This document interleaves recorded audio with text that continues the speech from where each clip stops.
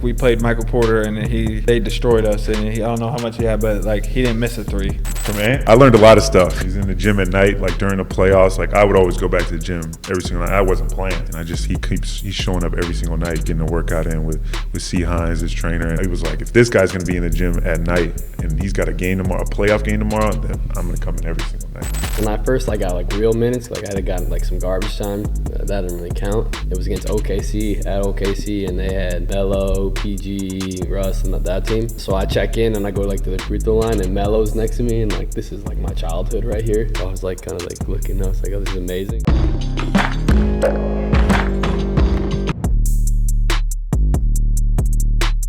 Big shout out to our presenting sponsor, DraftKings Sportsbook, an official sports betting partner of the NBA. And as always, if you have not checked out DraftKings in the past, here's the perfect time. New customers can bet just $5, and when your bet wins, you get $300 in bonus bets right away. Just download the app and use code TEAM3. The crown is yours. Man, thank you everybody for being here. This is exciting for the White Noise podcast. We're doing a crossover with Young Man in the Three over here. We got Tommy with us. Boys, what a crew we got. This is great. We're sitting in the Four Seasons downtown financial district, New York.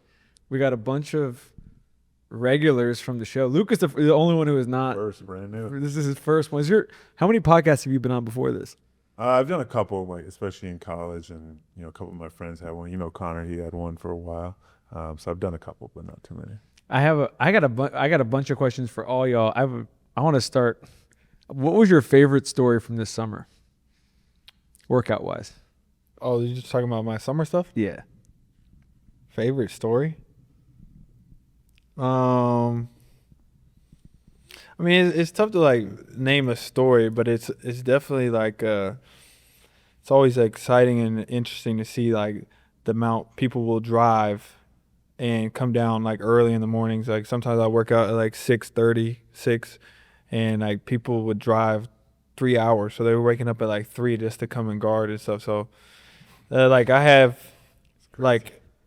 respect for those type of people, and these dudes were D2, probably a similar position you are, kids that are trying to make it. So I think that was really cool to see.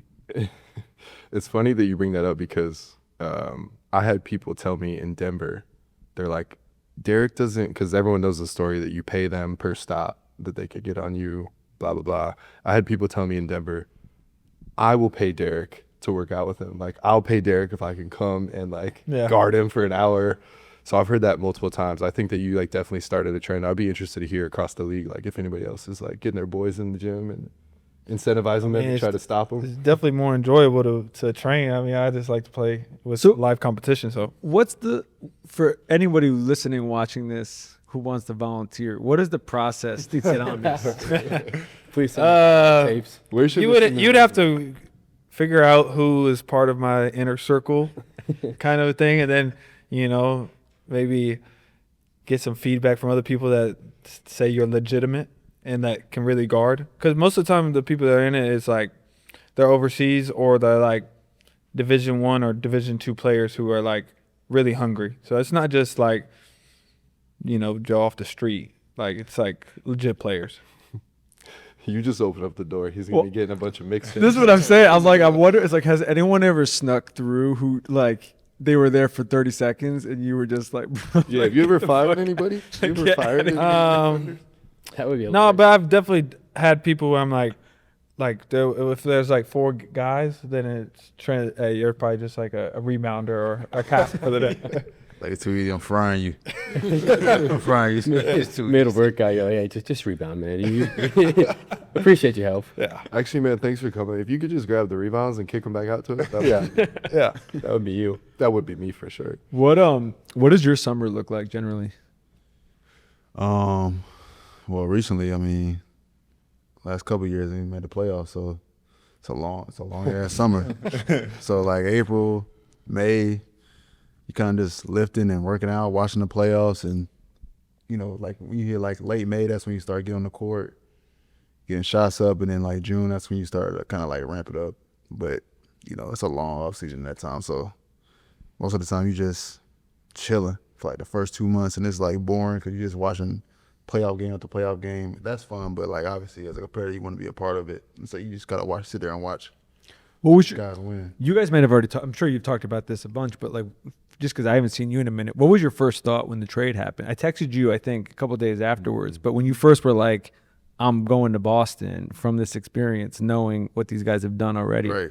No, I was just excited because I'm like, all right, I could finally be in the playoffs. I've been watching it for the past 3 years, and I'm like, you know, I want to be a part of that. Like, I want to be able to compete at that level and, you know, kind of see what I'm made of. And so I think, you know, me coming here was just, you know, super excited about it and, you know, wanting to prove myself that way. What about you, Luka? Yeah, I mean, I think getting the opportunity to come here, you know, in Minnesota, I felt like I was just kind of stuck in the mud with where I was. You know, just with Julius and Rudy and Nas, it was just like there was no, you know, vision to get into that rotation consistently. So every summer was kind of, can I get an opportunity somewhere? But I was on a two-way, and I was just trying to get back on the roster. You know, so it was a couple steps I had to take. But you know, I didn't expect to get into free agency, but once I did, it was just kind of immediately like, let's try to get somewhere where there's some opportunity.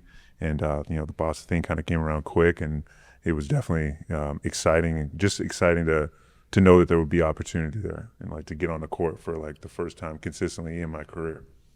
Is there something in particular you guys have noticed about their culture, even in the first couple months, that feels different? Yeah, I mean, I'd say you notice, you know, why they've won championships instantly, just like from the top down with how Brad handles everything. And then obviously meeting Joe was an experience in itself, and just playing for him, the training camps, the details. I think especially just on the day-to-day during the season, like the amount of added details into every scout, into every meeting.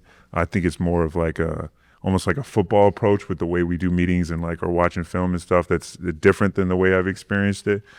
So, you know, I'd say that was pretty apparent right away. Yeah, like piggyback what he says, like we don't waste any time here. Like we got a meeting for an hour, like we locked in for an hour. There's nothing, no wasted movements around here. So that was a difference. Like usually before, like we would be like have walkthrough, and it'll be kind of like we just going through the motions. And so like here, you know, everybody's locked in that short time span. And I think that's the difference, is that, you know, everybody takes their job like seriously, and we understand like what's the goal at hand. So that makes a difference. Y'all have any favorite Joe stories yet? So you got to rewind to Luka. Favorite Joe story? First time. Every day. Yeah, I mean, I was gonna say. the training camp war zone drill was just one of the craziest experiences of my life, for sure. That was crazy that the bigs were doing it too. Yeah, like we're guarding. It was me and Xavier Tillman like lined up, and we're like one-on-one defense going just up and back for like 12 straight minutes. Meanwhile, he turns on the aux, and it's just like machine gun noises, and like bombs are dropping and flying, and I'm like, what is happening right now? But yeah, that was pretty insane. Yeah, that was. I remember when you went, like he had you go like 5 times in a row. Yeah, and then like he got it the worst for sure. Just after the 10 minutes, was over. Like I just had to keep going. So it's like describe like the bomb, like from a sound. No, I like imagine it's like literally like, and then you hear like a plane flying, and then you're like, yeah, Just forward zigzag drill. while you're guarding each other. You just hear him yelling at you and stuff. Yeah. And it wasn't like running around. right. It wasn't even like a casual pick up fool. Like we had to actually try to get a steal. Yeah. Every single And like time. if you like, you know, sometimes like you do the zigzags, you kind of cross over, and like, but if you like, if the offense kind of took it easy on the defense, like he would go crazy. The defense would like take it from him every time. He should he's like, Jay, well, he shouldn't get across half court. Like it's insane. Like, running up and down. When did this start? This is training. Training. Yeah. No, but so this is the first year he did it. Y'all yelled at him. Yeah, no, this Okay. is the first time. What did you guys think? I thought it was crazy. insane. Yeah. me and he were against each other. Yeah. And like he started it, and we're kind of just like, whatever. And then like, I was like, well, are we doing this whole time? Like, I thought it was just like 3 times. And You know, maybe like. we had a preseason game the next day, so we were all cooked. It was the first thing we did. Like no warm up. Like it was he's all right. 10 minutes straight. Matchup. Yeah. And then after, he would just call people out and like pick up full. And Baylor didn't pick up someone at the wall, and so he got kicked out. Yeah. Like the craziest thing. They kicked him out? Kicked off the drill. I like the drill. But like That's he's standing there like On in the like, baseline. on the baseline. But Joe kicked him out because he wasn't picking him up where the wall. They ain't gonna lie. One of the best days, first time I ever seen was when he made the coaches run. Oh shit! They say it. Yeah, I was like, With the coaches on the line. Sam Cassell. He's trying to duck out of the way, out of his vision. Joe's like, Sam, get in Yeah, there. do a 22. Was this also camp too? No, nah, this was a kid. Oh, recently. This was just like recent Why'd they practice. run? Why'd they run? Because they were like messing up the drills. Like we didn't really understand it that he just. We messed up, but like they messed up first, and so then he was like, "Get started with the coaches," so he made them run. Who's the fastest coach? Let me take a guess first. It's probably like a Mill or Shams or. I think Meal. They got Yeah. Oh, you know Shams. who's fast? Merg's Berg. fast. Merg. Yeah. Oh, Merg. Oh, yeah, Merg. Merg. Yeah, fastest. Murray probably was run his ass Yeah. off, too. Are y'all at the point, like, I don't know if desensitized is the right word, but you've now lived this now for a little bit, so it's like every time we do an episode, we're like, we want a Joe story. This is a particularly crazy one, I would say, but like at that point, are you at this place now where like when this happens, you just are like, this is why he is who he is? Like, are you like, can you be surprised? No, he doesn't surprise me. It doesn't surprise you, but there's always just something different. Yeah. Like Yeah. every day is different. Catch you off guard. And it's not an act, it's genuine. Like once you see him like approach every day like that and something's gonna happen, you kinda like that's how he is. It's authentic. What did y'all, with these guys in terms of their games before they got here? Like, what was your thought in terms of, just what they brought, and then after being with them for a little bit, in terms of what they've been able to contribute? Luka has the best hands in the league. Can catch anything. That's what I thought. So you want to say what we thought about them at first? But like before and Before? then, before Well, and after. I knew Luka was a tremendous player just off of college. I didn't think he had an opportunity yet to play in the pros, and I don't think. But I mean, obviously, I knew his footwork. It's even better than what like his slow steps with stuff. His hands, stuff are like better than I even expected. Sneaky athlete. And, yeah, for sure. And I played against Ant when he was early stages with the Blazers, and I was in college. And you probably remember that was the first time in that was that COVID. Yeah. Yep. And he tore up this open gym, and some of the other young Blazers like Gary Trent and them were there, Nas. But to me, I was like, damn, the way he moves, how fluid he is, his step backs, just unbelievable. And just like a freak score. Free. I'm not gonna lie. I don't know if I said this to you. I couldn't believe the rest of the league let them get you. Like in a weird way. I think I told Derrick that too. Shout out, Brad. Because there was a whole thing where like when you were there and they might have just been like, oh, like you might get traded, Portland might do all this different stuff. I'm like, anyone who watches Portland game, like all you gotta do is watch the game and just watch you score. Yeah. And it just becomes a thing where it's like, oh, team that won the finals 2 years ago. It just feels like sometimes there's like these things happen and you sort of shake your head at the rest of the league. Obviously, it's working out great for everybody sitting in this room, but it does feel like one of those things where it was it was shocking to me that it was even a possibility. Yeah, me too. I ain't gonna lie. I didn't think like I knew the possibility of me getting traded, but I was like, I never would have thought it would have been Boston. I mean, I thought it'd been somewhere else. But when I heard Boston, I'm like, shit, I could just be more wide open than I am now. You know what I mean, like wide open threes. What more can you ask for? What is in terms of your process of like when you were there, it's like you're scoring 22, 23 points a game. You got the ball in your hands all the time. This is a team. We got a lot of great players in this team. You know what I mean? So your role has changed in terms of that. In terms of like adjusting your focus, has there been anything in particular that you've sort of worked on to make that part of it easier? Not necessarily, just figuring out like, just really just playing with all the guys, like just through experience. I think, you kind of get a gauge on what we need at a time or what I need to do to help the team in that stint. And it might not be me, dominating the ball, it might just be spacing the floor. And so that's the luxury of being on this team, is that you don't necessarily have to be that guy like I was in Portland every single time. It could be a little bit easier, and it helps the team. What do you think about the Anfernee nickname? You could be honest. You could be honest. This is a safe space. I know it's clever. It's clever. I don't mind it. Like, Who gave it to him, Drew? Carter? Drew or Scal, they both are just yelling it after you make it. yeah, I think somebody said something about it. Hugo said it. Yeah, Hugo said like it's bigger now, obviously, but I heard it last year a little bit, and then obviously this year somebody brought it up, and then it kind of blew up from there. Yeah. And at first I was like, in Boston, it just gets a yeah, right. You know what I mean?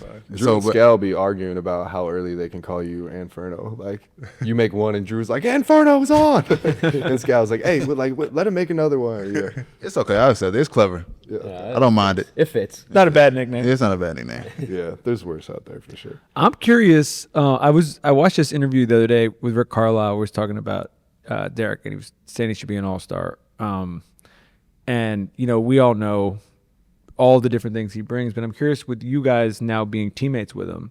Probably watching it on TV from before, but now being teammates with him.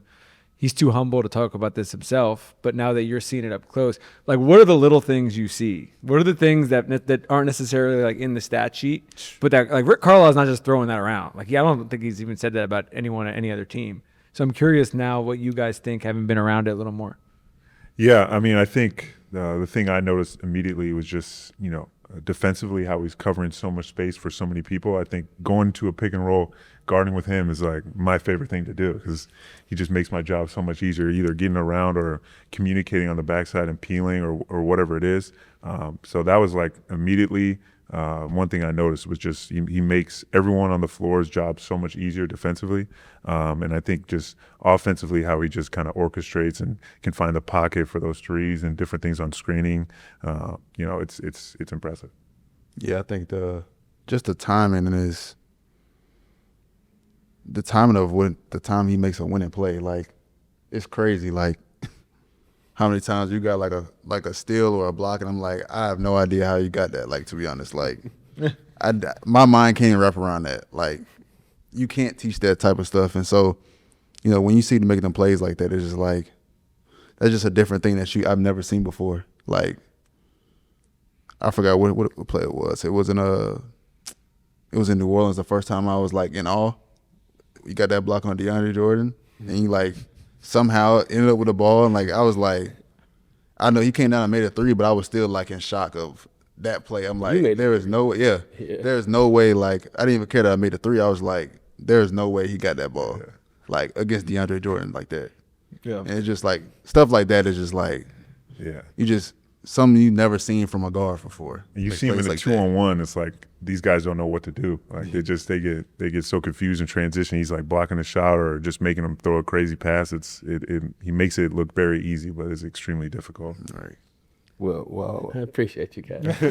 while he's really uncomfortable right now. That's the whole point. It's just I want to ask P, because you said we just recorded with Danilo Gallinari last week, and something you said right at the beginning of the podcast, you're the second oldest dude on the team right now, that blows my mind. He's kind of like the vet. Like, how have you watched him like? It's old as shit. how have you watched him like evolve over these past like 4 years and kind of? I mean, is he a vet?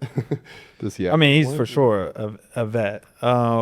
He's one of our leaders. The one thing that I admire about D. White the most, though, and I feel like this is a big leadership quality. Like, you know what to expect from him every day. Like, his attitude, his approach, his demeanor. Like, he's never moody. Like, he's just the same person. Like, that can be good on and off the court. Like, you just know. And, like, through the ups and downs, he never wavers. So I feel like that's the biggest thing that I admire about him. Like, because I can struggle at times. Like, when I'm struggling, like, basketball, like, it can affect my emotions and it can be hard at times. But, like, with him, I feel like it never does. Like, it's the same person. So, and I feel like that's helps with his basketball game, because it's just like this NBA season, there is like a lot of ups and downs, and you go through slumps and stuff. But like, he's just always up and positive. So, and that carries through the whole locker room, though. Like, that's a big thing that like people don't think about. Like, when your best players are moody and you're going through things, like that can affect like the other guys. For sure. All right, next All right, time. we'll leave it. I was gonna say, before he walks out. I had another. He's like shaking his knee, like shut up, like stop talking about it. There's another question I got for you, P, because 3 of us in this room have our jerseys retired at our colleges. You kind of disqualified from like they don't really retire jerseys at IMG. They do? At IMG? Well, my high school I did at Edgewood. Okay. Not at IMG though. Not Oh, so you got it retired? In high school? High school, yeah. High school. When is your jersey gonna get retired? Let's go. P? You make some calls. This is. I don't think Oregon does it. Is anybody? Yeah, I'm about to say that. Listen, Anybody? our Never done it? I don't think I've ever done it. Be the first. Derrick was the first at our college. They've never done football either. I don't think so. Who do we need wild. to talk to about? Who else is retired in? I mean, they've done Iowa. Mariota has a building, but I think he donated. Building's Build a building. It's pretty cool. I think build a building. Yeah. We did get you a building, man. I mean, I don't even think I don't even know if Sabrina's jersey's retired. So Okay, like, we could work on this. you know what I mean? Like, there's a lot of great players. I don't think so. Caitlin's got retired, right? Maybe I don't. Maybe I missed it, but I don't think he I think Did she just get it? I think so. Okay, I could be wrong though, but I think Because I remember. I just saw it there, maybe not too long ago. They used to not retire anybody. I think my high school one might maybe soon. I don't know. They still did high school 4 yet? state titles. I mean, They still do This is like I haven't done high school yet. High school Oh doesn't man, do it that's now, long too. overdue, bro. I don't know who's listening. Wait, they haven't retired your jersey from high school? That's crazy. That seems like the most obvious thing. I mean, they're also like it never matches up to like where I can go and like Yeah. do something because Yeah. we play there once a year and like this year we played over Christmas, so school's out. yeah, that's And then the other times, like we usually go like late March and like basketball season's over, so I don't know. that's fair. It's like you gotta be there. It's gotta be the right vibe. you got to go Yeah. during It's All-Star whack. break. You can't. Yeah, That's what I'll pass. go to Portland. Luka, you were the first at Albert, right? No, Roy Marble. They had a couple others. Oh, they no. they had taken them out of the rafters, and when they retired mine, they like kind of put them all back up. Oh, okay, that's And so probably what yeah, it was. and because they had done Megan's right before mine, and then Caitlin. So we had a couple in like the last couple years. Yeah. Thanks to DraftKings for sponsoring the show. As always, DraftKings Sportsbook, an official sports betting partner of the NBA, is here for one of the most exciting stretches of the season. We're heading into All-Star Weekend. Trade deadline rumors are swirling and teams are making their playoff push. Whether you're watching a superstar chase history or a dark horse team making noise, DraftKings gives you a way to capitalize on every big moment the season brings. And don't worry, DK has your back with early exit. If your player goes down anytime in the first half, you still get paid in cash. Richie, as always, looking at the futures, taping this Wednesday morning, always subject to change. Play-in futures, Eastern Conference play-in futures. Some interesting names here. The Atlanta Hawks feels like a play-in staple, minus 475. Chicago Bulls, another play-in staple, minus 400. The Charlotte Hornets sitting at plus 220. They have been blitzing teams recently, including the 76ers by about 70 points yesterday. I think they are making the play-in. I think they're a team that nobody in the East really wants to run into in the play-in if they get there. And so that is an interesting line for what is in a weird way, a tricky thing to predict because the Eastern Conference feels so chaotic. And I think we have to check back in about 10 days after the trade deadline to see where everything has ended up. Download the DraftKings Sportsbook app and use code TEAM3. That's code TEAMTHREE. Bet $5 and get $300 in bonus bets if your bet wins. In partnership with DraftKings, the crown is yours. It's funny because you guys, to sort of this topic, you guys have all had your own kind of different, actually very different collegiate experiences. We talk about Derrick too, but like where this all is now, where college sports is now. I mean, your experience, Luke, we'll start with you, but I'm even thinking about Oregon. Number one pick in the NFL draft just went back to college, where it's just like that wasn't happening even 2 years ago. Now it just is. Everything feels like it's very different. So I'm kind of curious where your guys head. Yeah. I would have liked to make some money. Yeah, I mean, honestly, yeah, the money would have been nice, but I think, Bro, you would have been so paid. yeah. But I think the downside to it is I probably would have had to transfer just because, like, especially the first early years of NIL. I know with the last staff that there wasn't that much money there, and a lot of money was coming from those bigger programs, and I think that would have hurt me I think also my development too, just going into another situation, who knows if I'm getting catered to as much as Iowa, and I'd already kind of built up a rapport there.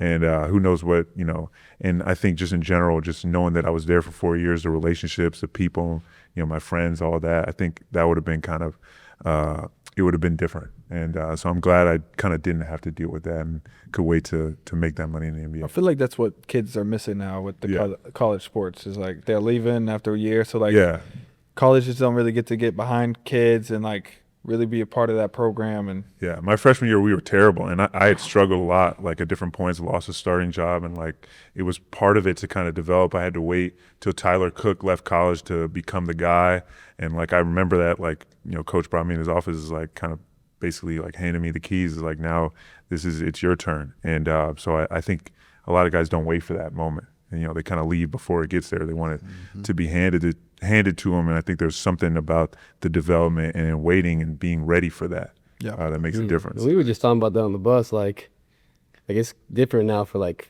incoming freshmen. Like you kind of have to start at like a lower level, and like you're probably thinking like right away, I'm only going to be there for like a year or two, and I'm going to transfer to like a high major, and like people's like it's be a lot more like people like me. But like I didn't transfer to my junior year, and I think that was like the best thing I did. It's like me being there for 3 years and developing there and playing at that, like however I was playing there. And so like obviously I eventually transferred, but like the timing of your transfer, but now people are like, I'm only here for 1 year, and then I'm gonna transfer to get to Kentucky or wherever it might be, and like you're not really invested in that school for like 4 years, or you're like really there just on a 1 year deal, which is kind of crazy in college. Yeah. I think there's a lot of similarities. College is almost trending the way that overseas is to an extent, because when you play overseas,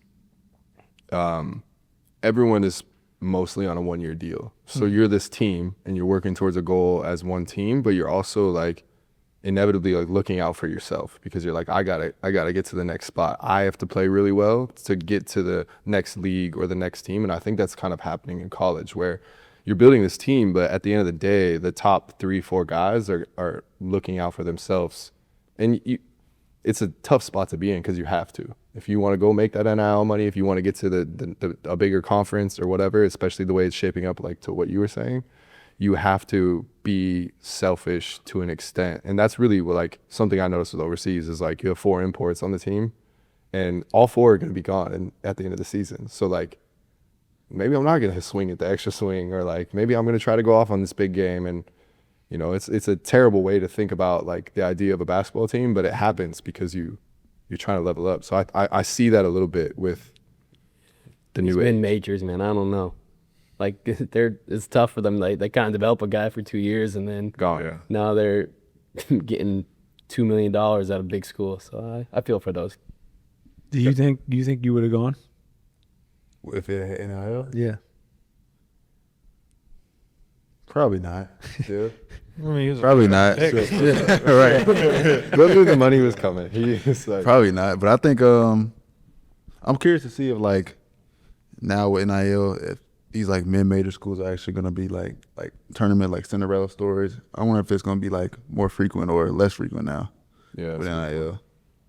Yeah, who knows? I think the other interesting thing, which I mean, there's like 2 different discussions. There's like a football discussion, there's a basketball discussion, and they're a little bit different. I think one of the interesting things with basketball that I've seen this year a little bit, is also like some of the guys who know they're going to be top picks are basically like I know I'm going to be a top pick, I'm going to take the money, but I'm also like, I'm going to play when I want to play. Like, I'm not here to go to college. You know what I mean? So it's like, I'm going to give you boosters what you want, all this different stuff, but I'm also like, I'm going to take, I'm not even pretending that this is anything but like a transactional relationship, and then it's a training ground for the NBA.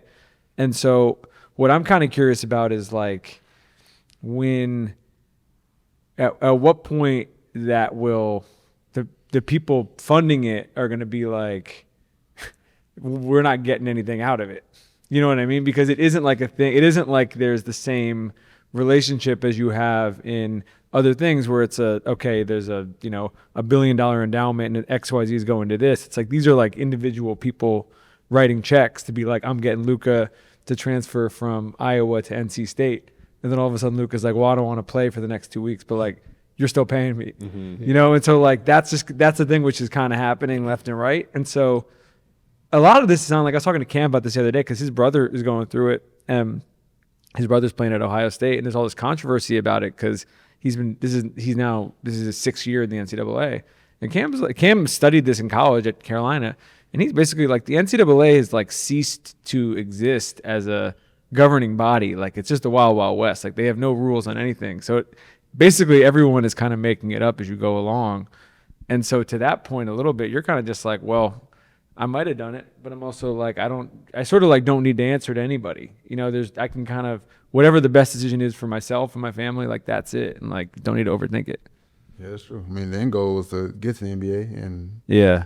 you know, I don't think chasing the money in that instance would have necessarily helped my development long term if I just ended up getting drafted in the first round and developing actually in the NBA, still making money.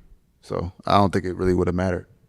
What was it? You're the youngest in this room to the NBA. What was it like going to the league at 19?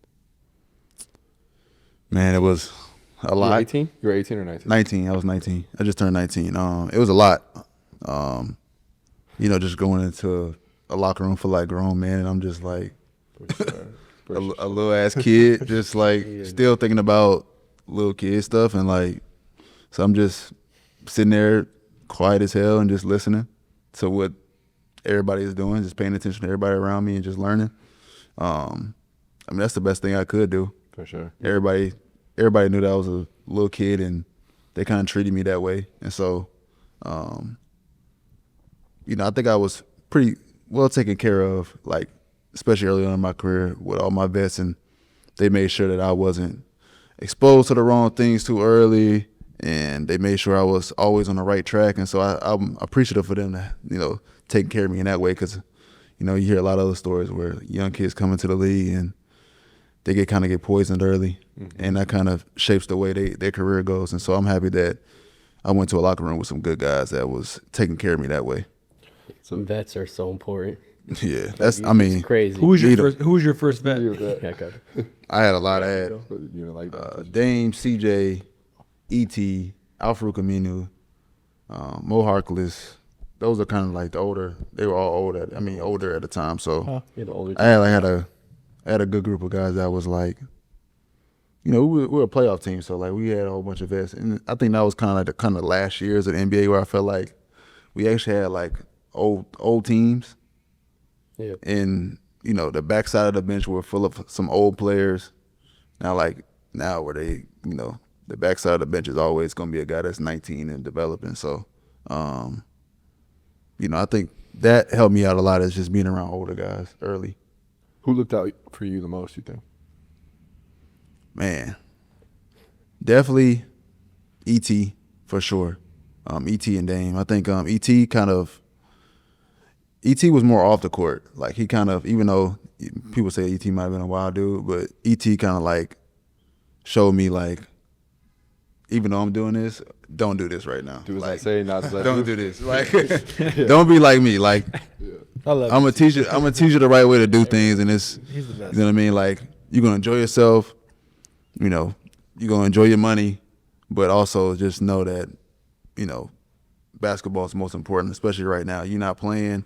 You need to be focused on that. And, you know, he kind of commended me for, like, always being cool, calm, and collected when it came to not playing early, because I obviously see a lot of young guys that kind of breaks them, you know, early on in their career not playing. And so all those guys helped me just not understanding, like, what my journey was going to be. And right now it wasn't playing. So, you know, just put your head down and just keep working. Yeah. You got any good vets, Luke? Kelly Olynyk. Oh, yeah, It was like Detroit. We didn't really have many vets. Like, it was really a young team. I mean, he was only in probably year 8 or 9 at that point, so he wasn't even like a crazy old vet at that point. But he was definitely the guy I looked towards, and like he always looked out for me. And like just learning from him, watching how he approached every day, and you know, he had like got hurt during the year, so just seeing how he had like attacked his rehab and And even in a frustrating situation where we all were losing, like I feel like in that locker room, he did the best job of just like staying even keeled and, focusing on what he needed to do every day. And so definitely Kelly O. What'd you learn from Ant? From Ant? Yeah. I learned a lot of stuff. On and off. It was cool to kind of see him mature as I was there. I was only there 3 years, but year 3 Ant versus year 1 in terms of the years I was there was a much different person and player. I think just the confidence that he exudes every single day in everything he's doing, he just believes he's the best, and there's no one that can take that from him. No missed shot, nothing in the media. I've seen him come out and play his best when the noise was the loudest, and there's been a lot of experiences like that. So he was definitely my favorite teammate in terms of just being around to watch. It was impressive. What's your favorite story about out there? I think there's a couple of them. I think there was a game we had lost to Denver in Game 5. We had like won the first 2 games of this series, and then we had lost 3 straight. And so this was Game 5. We were in Denver, and he told the locker room attendant, like, we're gonna be back here Game 7. And we come back Game 7. We're down 24 in the start of the third, and he starts getting a rhythm. He starts going. He hits a couple shots, and like he hit a shot to kind of put us kind of in the secure lead. And the amount of shit he talked to everyone in that arena, it was insane. Like he's going around courtside, like these dudes that were saying shit at halftime when we walked out because they were killing us. He like is pointing directly at them. After the game, he's going for the locker room attendant. He's going after everyone, and that was, for me, that was one of the most memorable locker rooms I've ever been in. That comeback, that series in general, but just him like elevating on that stage, and then he's one of those guys. He's going to do it, and then he's going to tell you about it, and he definitely did in that moment. You saw some of that in Paris, right? With him, yeah. Like the confidence is like you said, like it doesn't matter who he's talking to, like he's the most confident person, like even like the ping pong story and stuff like that. Like that's just who he is. But I think the cool thing about Ant, like, because he was like wanting to learn. Like he would ask questions. Like he would, like you kind of think that he's gonna just do what he want to do, but no, he like wants to learn. Like he asked his Steph about this. He's asking Book about.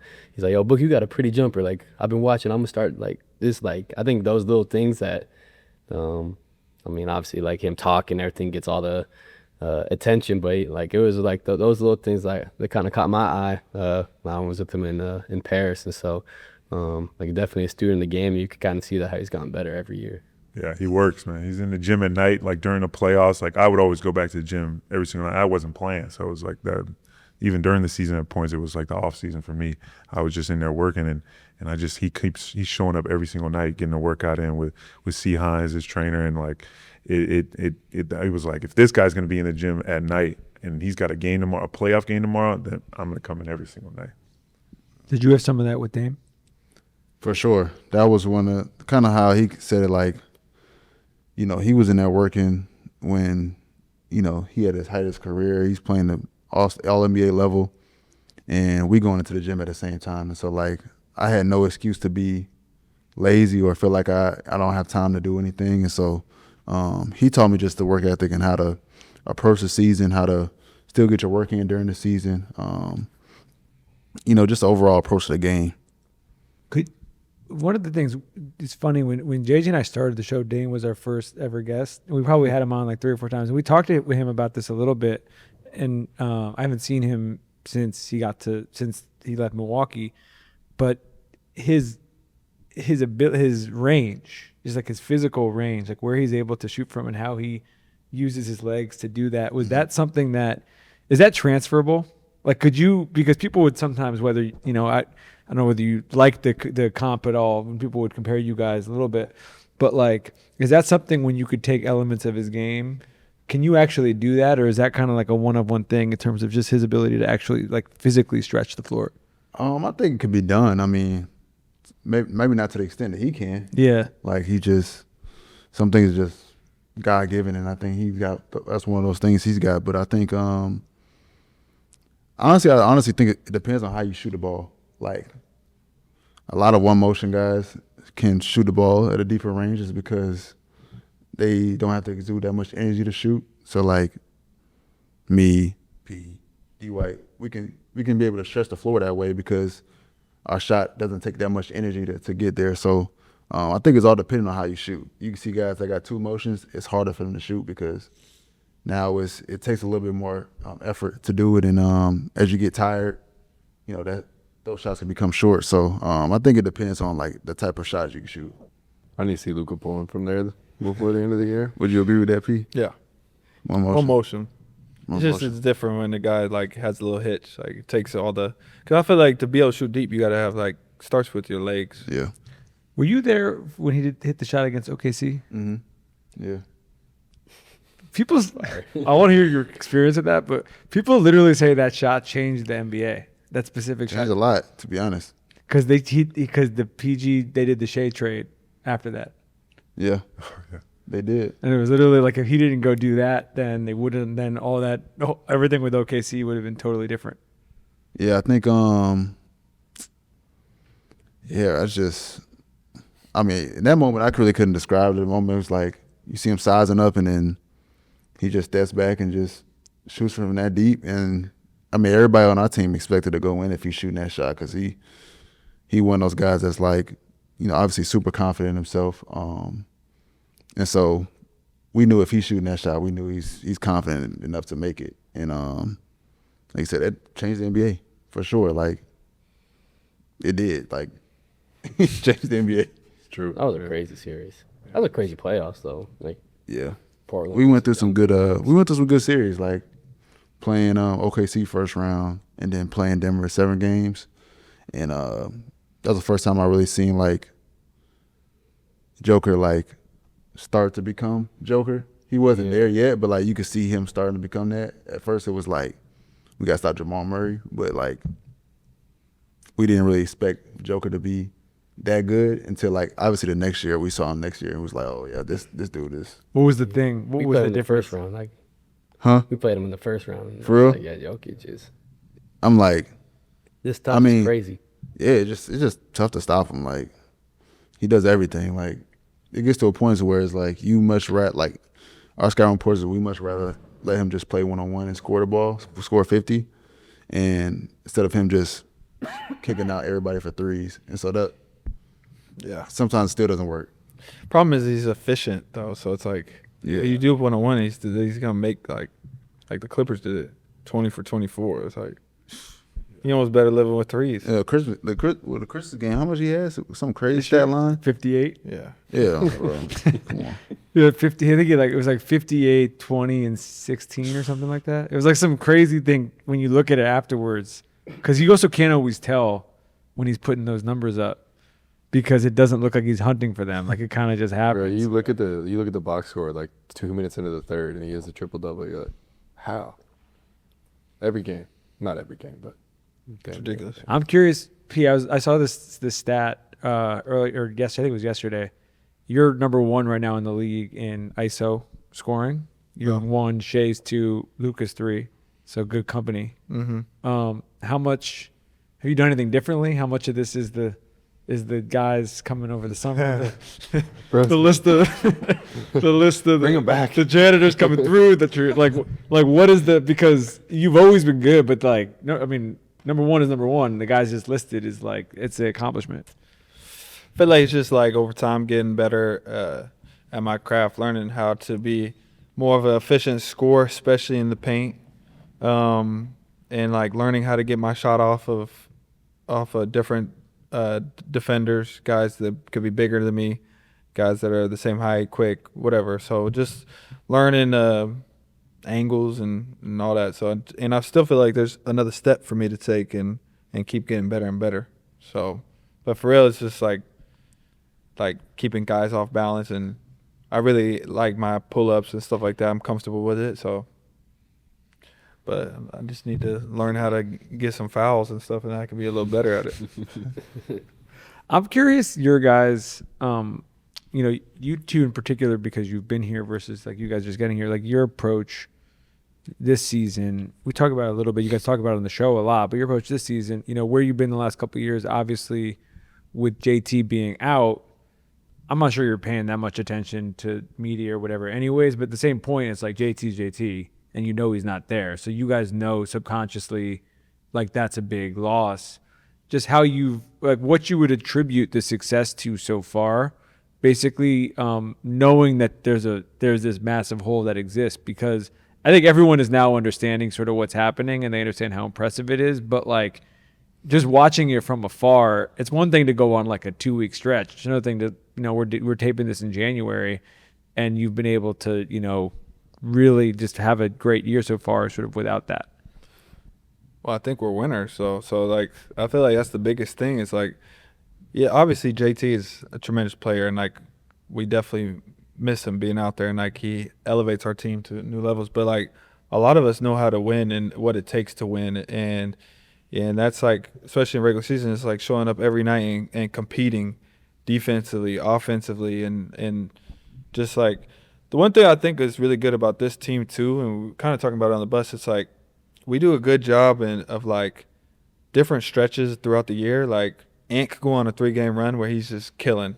D White could go on his own 3-game run where he's like taking over games. Myself, JB, like we do a good job of like everybody contributes and adds to winning. Yeah, and I feel like before the season, like obviously you lose guys like Drew Holiday, Al, Luke, and like JT not gonna play. Like these are big names, KP.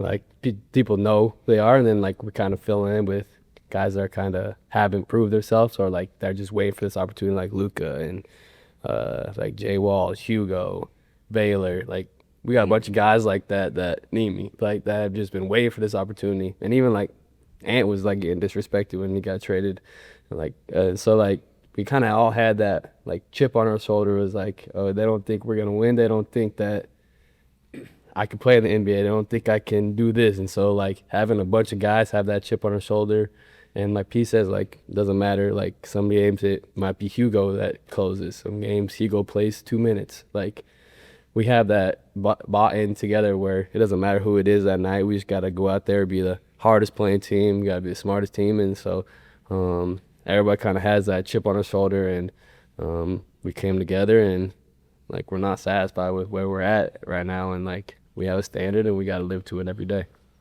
This is,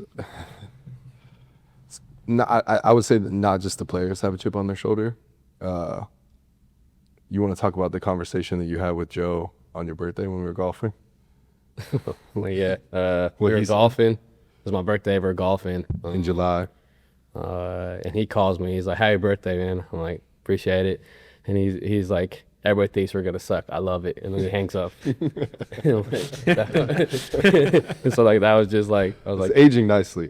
Like I can't. I was like, he's like, "I can't wait for us to get back out here. I think we could be so good." And so like this is in July. Like so we've had that mindset for a while, and now people are starting to notice. And so it's just up to us to continue to build and grow. And I mean, anybody can do it for the beginning of the year, and this part till All-Stars, we're like one of the toughest parts of the league. And so it's gonna show what kind of team we are. Even in terms of just like the slog of well, it's just you playing every other day or back-to-backs, and then a lot of guys are looking at All-Star break and like, it'd be nice to get to a break. So like, just lose your lack of focus and kind of determination to come out every night with your best self. So How are you guys thinking about your All-Star break? Do you have plans? Are you? See, look at you trying to get us caught up. Right.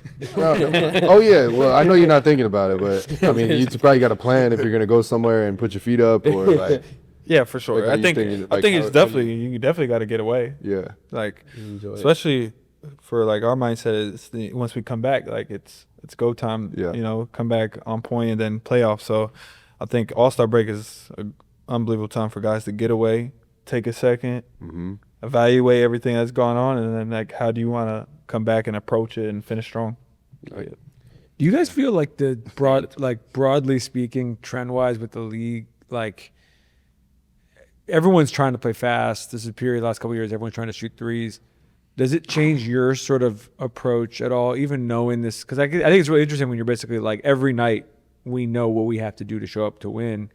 But you're seeing some of these teams, like a good example of this is like a team like Charlotte, who like, I don't know how they're going to, maybe they'll make the play in. I don't know how they're going to do, but it's also like, if you don't show up against them, like they'll beat you by 50. Like there's some of these teams, Utah's like this in the West, where like, if you underestimate them in any way, they will, not only will they beat you, they'll beat you bad. And so I'm kind of curious if like if there's any sort of trend you've noticed that's changed over the last couple of years in terms of speed or anything like that with like the league overall.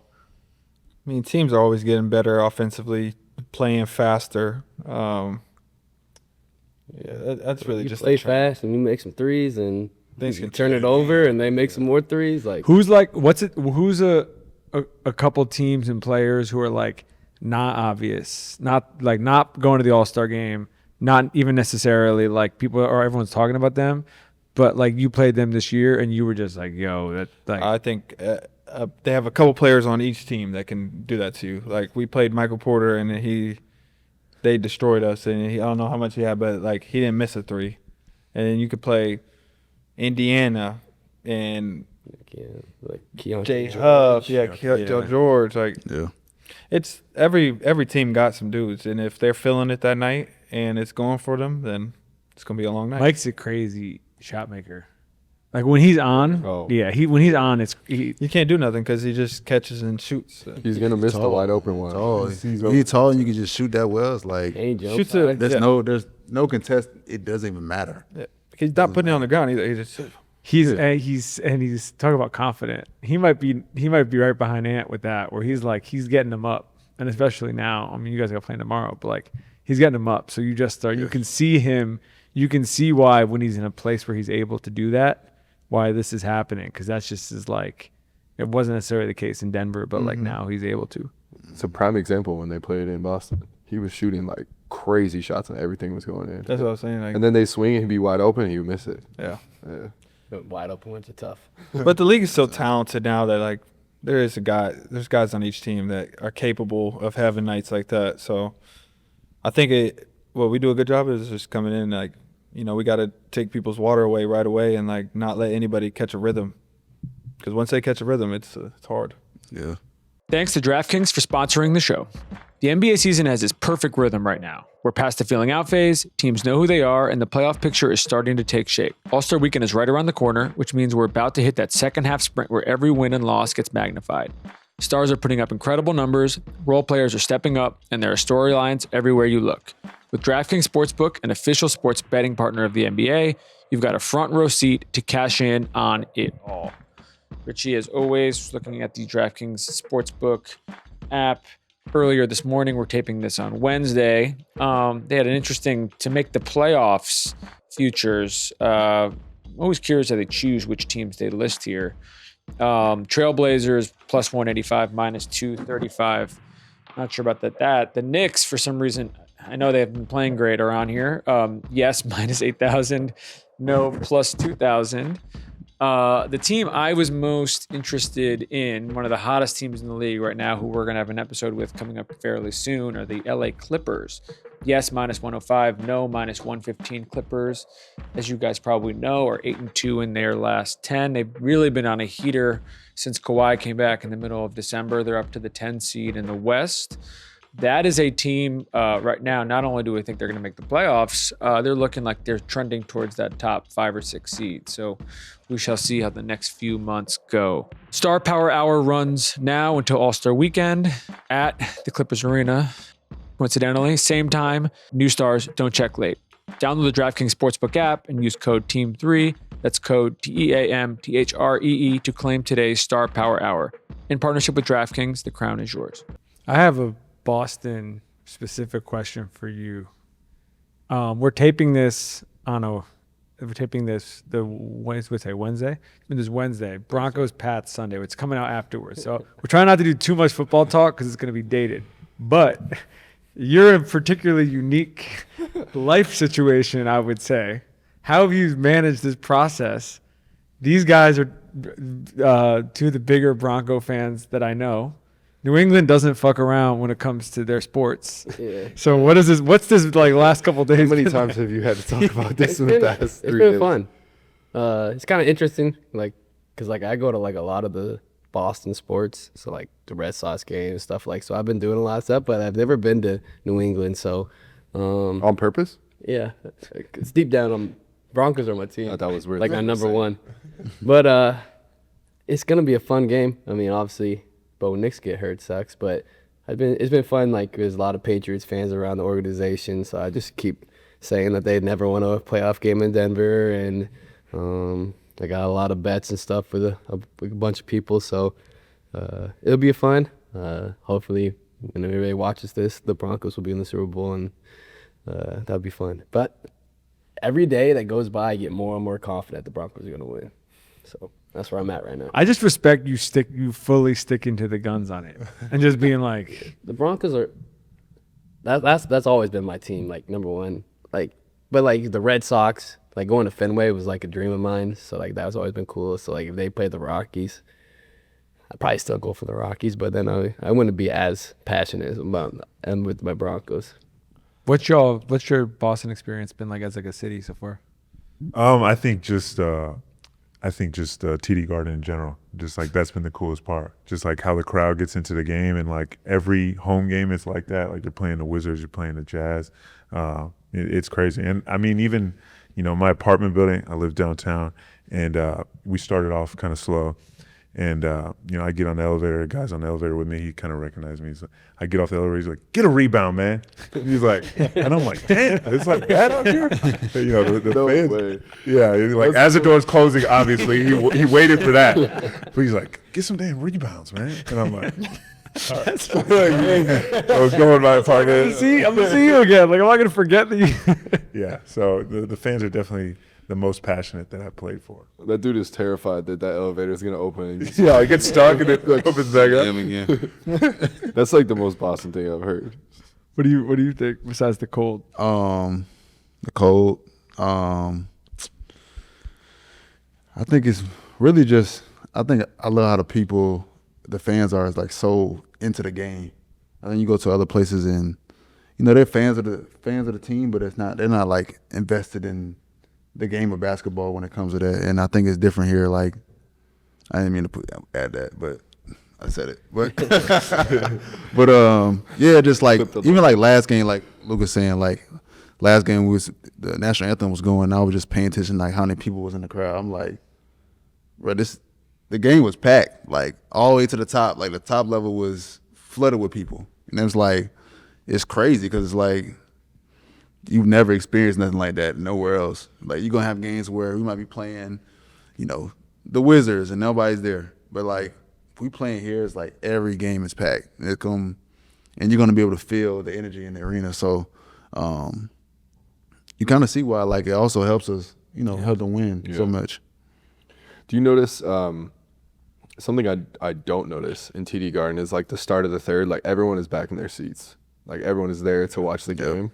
There's those arenas that you could talk about, like the easy ones are like LA, New York, where it's like 8 minutes into the third quarter and like nobody's in their seats still. Like, are there other arenas where do you guys? Well, I guess let me ask this: do you notice that? Do you guys catch on to that? Like, can you feel when it's emptied out to start the third? Yeah, for sure. Miami. It's not really that bad though, because like there's a lot of Celtics fans on the road.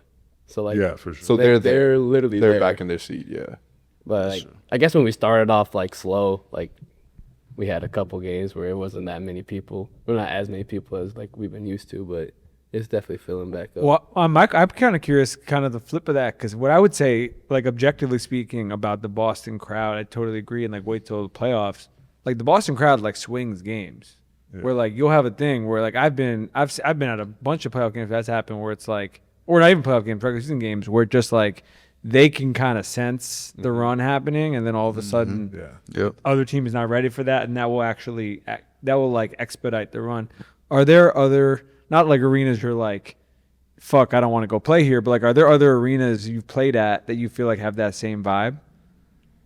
I think when the Kings are good, like those couple years they were good, it gets really loud. Yeah, Kings were good. They were different. So like the beam? Yeah, and the Keegan Murray's Like that chant. beam. Oh my goodness. Like the Keegan Murray got That Keegan Murray chant. Keegan Murray. When he hit a three and it's packed in there, it's like, wow. bro, his like rookie year. I was like, yo, this is the coolest thing I've ever Yeah. Yeah. It's crazy that It's like they had this 2-year window where they like had this, and now The light, the beam. and now now it's like the complete opposite of it.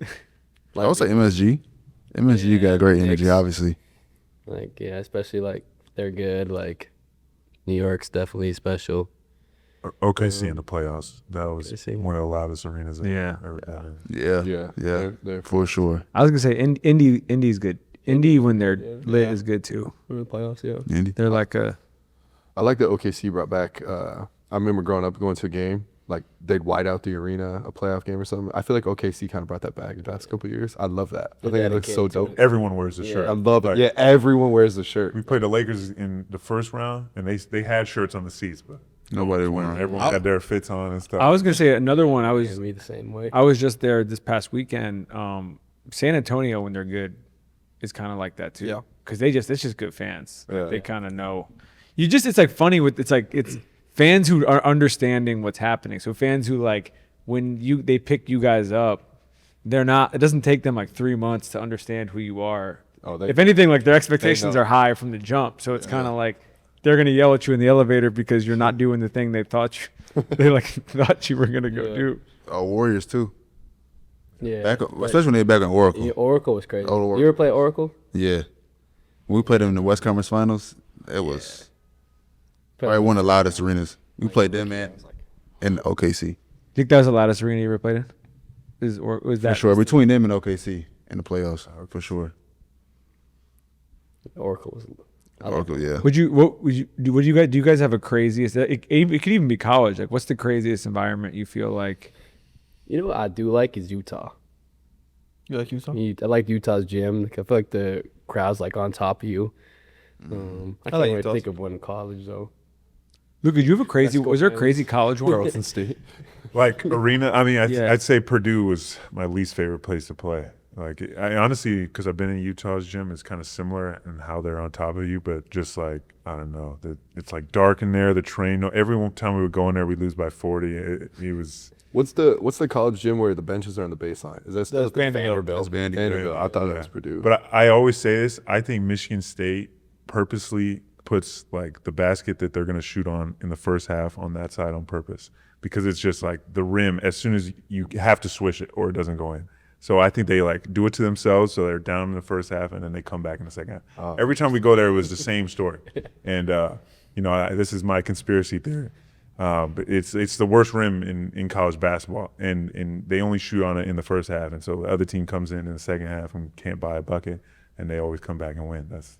Did you guys have more shit when you were in college? Because like when you're in the NBA, it's like every city you come in, you're staying at the Four Seasons. You're like, no matter what, you're getting like I'll tell you some D2 shit. yeah, you're getting like a besides him, like you're getting like a Some D2 shit. you're getting like a nice experience. I'm like when you're in Michigan State, are they putting you in like a dumpy hotel where they're calling the hotel like what is the? Did you have anything like that where it was like got real crazy? Well, so the craziest thing was I used to have my Instagram like with pictures from like when I was in like middle school, right?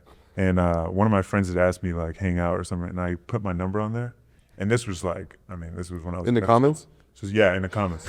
Someone found it, and the night before we played, I think it was at Illinois, my phone just like was going off for like 8 hours straight. Just different people calling, FaceTiming, all this stuff because someone had leaked it on Reddit, like something like that. And so it was, that was a wild experience. What about Indiana? Indiana was. I mean, that was my favorite place to play just because I love like the gym in general, but it was loud in there, but it wasn't too crazy. Did any of you guys ever play at Vanderbilt? I'm stuck on the benches on the baseline. You need Luke. Like an SEC guy. Yeah, that's crazy. Who was the Colorado biggest rival? Utah in conference against Utah, We got to talk about Utah on this pod. but I mean Colorado State, I guess technically, but I wouldn't say we really have that big of a rivalry. I mean, like back in the day, it used to be Nebraska, way back when. But I feel like the Oregon is just a different. Oregon is just the night. I mean, I haven't spent that much time there, but it's funny even when you're talking about the jersey stuff because it is like, it feels like it's even before all this NIL stuff. It's just so nice. Like everything about it seems like it is a like a true like first class experience. No, for sure. I mean, it's just like Nike U. So you getting all the nice Nikes, uniforms, shoes, everything. So facilities are unbelievable. So, but it's a thanks to Phil Knight. It's such a different experience. Yeah, for sure. Derrick, we used to have one team issued a sweatsuit.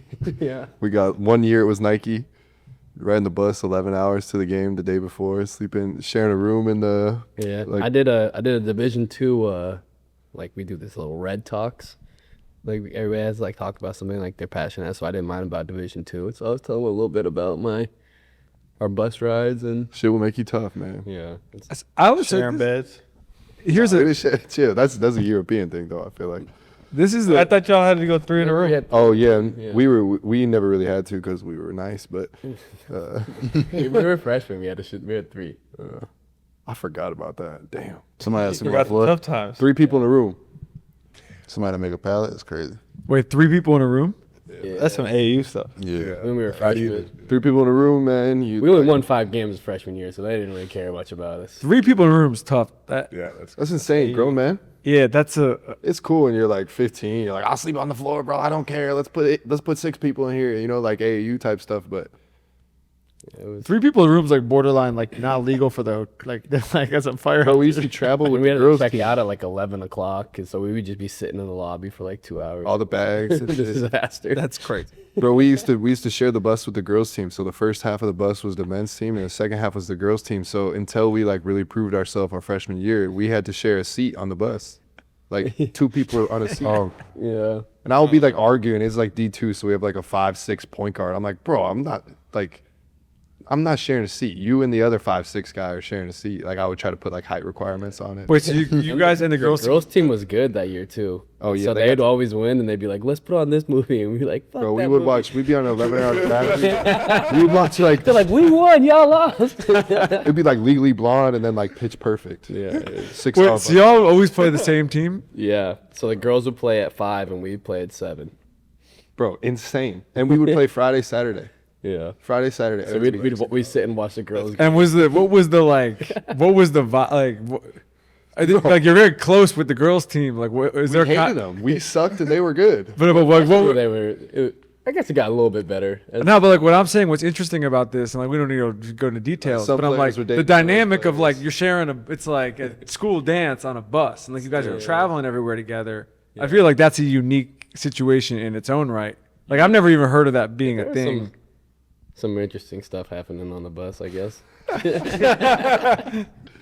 There was a couple guys like dating a couple of the girls. Yeah. That's what I'm saying. Then you break up, and then all of a sudden it's like you're still on the bus. There's a lot going on. But Situation right you now. wonder why he had an Ironman season. He played all 82 games.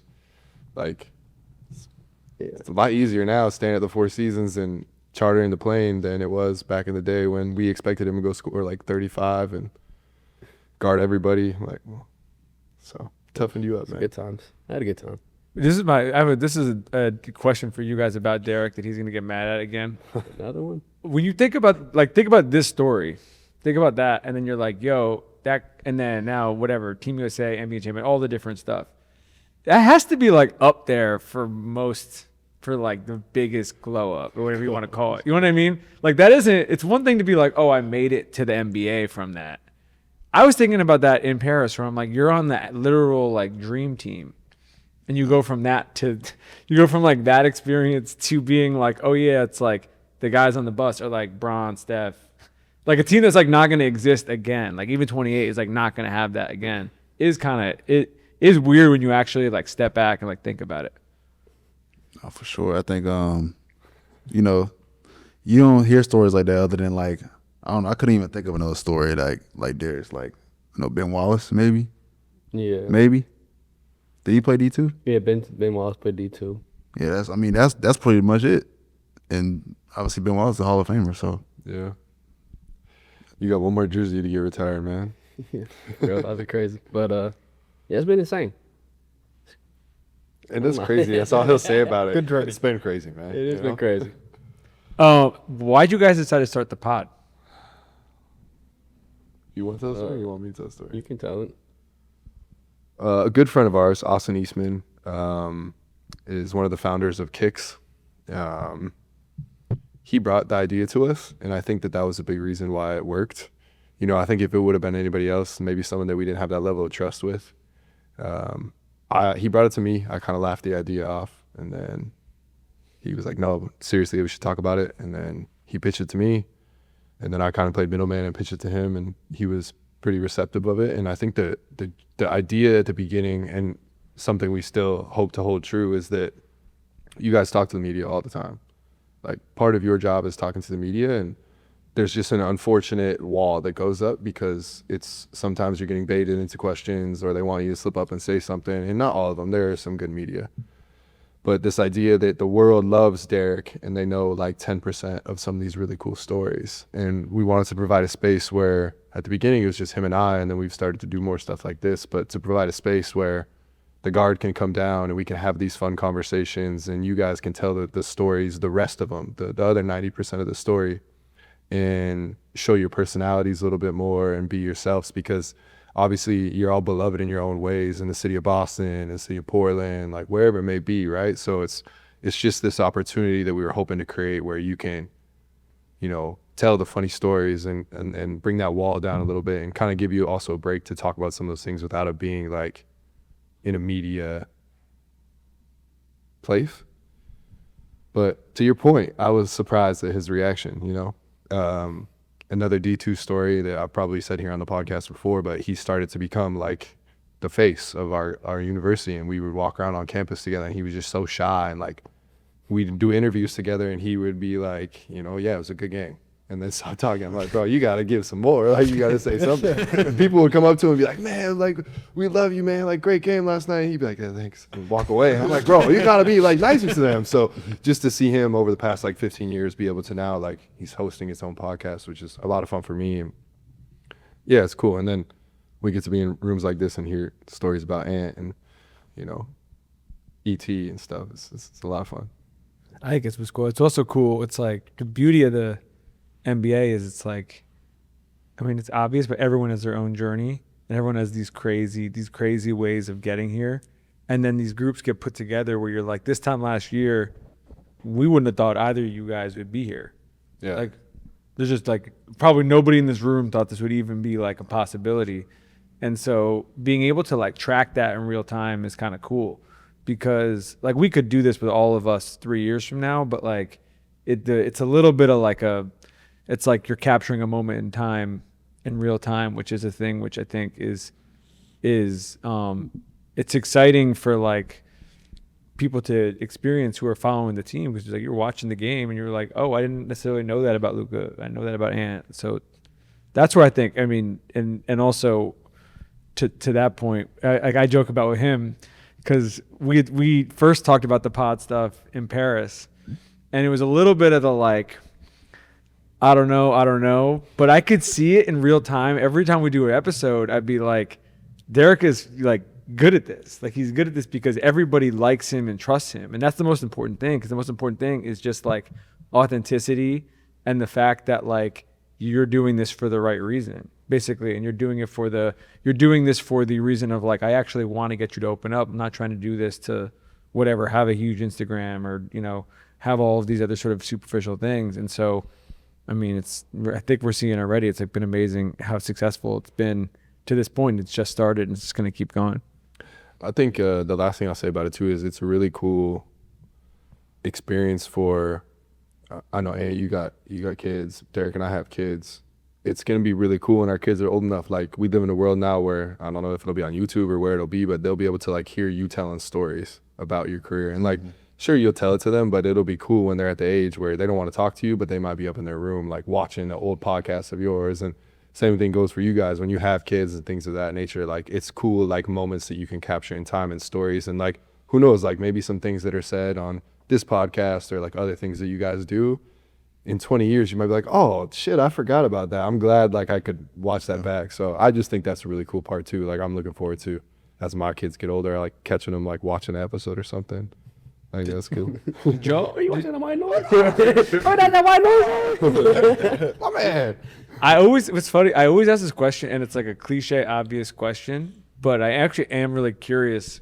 Did y'all have a welcome to the NBA shit where you got dunked on or something happened where you just were like, this is different?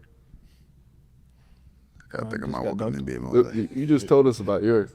Which Joel Embiid? Yeah. Yeah, no, I definitely got one. I was like third, fourth game of the year with the Pistons, and like I was the third big, so I would only play like if Isaiah Stewart and Kelly Olynyk got in foul trouble. And so like I was kind of like, I'm always counting their fouls. I'm looking at the stat sheet. And so, I think Stewart just got his third, and it was like 4 minutes left in the half. So I check in, and as soon as like I walk on like right next to Embiid, he's like, oh, change the play, like right here. And so he proceeds to run a post-up isolation for 7 straight possessions. And, first one, I just fouled the shit out of him. Like, I've been on him. I was so excited to be out there. I just, like, hammer him. He makes a free throw. And I come down a couple plays later, and I get a wide open, like, top of the key 3. I hit it, and like it's my first NBA 3, and like I don't even know what to do. I just kind of like spaz. I'm like excited. I'm kind of screaming a little bit, and he thinks I'm like talking to him, and so he gets like even more mad, and like he ends up like getting the ball, dunking it. Tech like screams in my face. Then I come down, I hit another 3, and then I was like kind of talking to him on that one, and I was so excited on the way back. I'm like talking to him, and then like we're ready to. He's like calling a post-up play again, and I'm getting ready to like take the first bump, and he just like flops right over. Gets another foul. I fouled him 3 times in like 4 minutes, but I hit 2 threes, so I felt pretty good about it. I get to the locker room after, and I'm like, I can't believe that just happened. And that was definitely my welcome to the league. We talk about Jokic efficiency. Yeah, you got some great efficiency right there. Yeah. 2 for 2 from 3. Did you have fouls? 4 minutes. Yeah, I think my rookie year I had we had some guys out and I was able to get some minutes. I think we were playing in Minnesota, and I played well. I played pretty good. And so I played the next game. We went to Washington and played there, and I don't know. I guess they got with it. I had a good game the game before, and so John and Brad made a point to embarrass me. And so they were just taking turns picking me up full, making it hard for me, and stealing the ball, dunking on the other end, staring me down. And so and after that, I was back on the bench. didn't play for the rest of the season. But they showed me like that it's different in the NBA. Shoot. I didn't really like have one that like stood out to me, but like somebody just like, because I was in and out of the rotation my first year, but I do remember like I came the year where we started on Christmas in my first 2 games, and I got to play was against the Bucks with Drew Holiday and them, and so got to go against him a little bit, and then the next game was Kyrie and KD, so I had to guard Kyrie sometimes, and just the way he was able to just move and the moves he made and how he was able to get by me and stuff, I was just like so impressed. It's just a different level. I guess when I first like got like real minutes, like I had gotten like some garbage time. That didn't really count. It was against OKC at OKC, and they had Melo, PG, Russ, and that team. And so I check in and I go like to the free throw line, and Melo's next to me, and like this is like my childhood right here. So I was like kind of like looking, I was like, oh, this is amazing. And then like 3 possessions later, they do this like backdoor lob, and I get dunked on. So that kind of was just like, this is my idol right here. And then 2 plays later, I got dunked on. So I was like, all right, now it can only go up from here, right? I actually do have one person I hated guarding my first year, and he's not like a huge name, but Ish Smith, like he low-key put Ish fear Smith was in me. Like how quick he was. Problem. Yeah, he was fast. Bro, I was like you, 3 fouls. Yeah. I got subbed out. There was a couple guys that was like, I was like, coming on the bench, you like, all right, I gotta go against this guy. Ish was definitely one of them. Him, and I had a TJ, obviously coming on the bench, and then like Dennis Schroeder when he was coming on the bench, and like OKC, he was picking you up full the whole game, and it was gonna be tough. But Ishmael was crazy fast. He bro. couldn't was so shoot at all, so you'd back off him, and then he'd just come at you full speed, and you're like, do a little crossover, Yeah. double cross, and just kill you with it. I'm Ish like, Smith was a problem. Yeah, Ish Smith. I would say that was mine. I feel like Dennis Schroeder hasn't lost like any quickness his entire career. Like he's still so quick. Just the way he moves. Especially if you're a young guard, like Dennis, like really like gets up for those games. Yeah. Yeah. He'll tell you too. Yeah. Yeah. I think my last question, I guess for all you guys, is just sort of like, we're talking obviously earlier about each of your journeys, which has been all have been so different in their own ways. If you were to look back from like day one signing first NBA contract to where we're at now, if you had a takeaway to give somebody like watching at home in terms of like a specific lesson you've learned, what that would be? For me, it'd be believe in yourself. You gotta, like, kind of like what like Ant's superpower is, like his confidence, and like there's like I talk about like Smart had that too, and like I kind of always been kind of like not that guy, and so just having that belief that I belong here, belief in the work that you put in. So I think that'd be what I would tell you, to believe in yourself and then just have fun with it.